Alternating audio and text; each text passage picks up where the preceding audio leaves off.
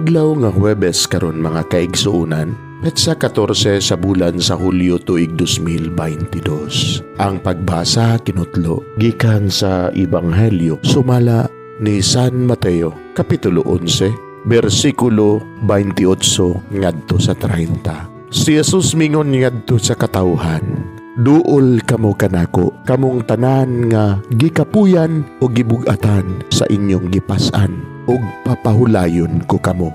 Isangon ang akong yugo ug sundan ninyo ako, kay malumo ako ug mapaubsanon sa espiritu ug makapahulay kamo. Sayon ang yugo nga akong isangon kaninyo, ug gaan ang ipapas-an ko kaninyo." Mga igsuon, ang Ebanghelyo sa Ginoo. Daygon ikaw, O Kristo.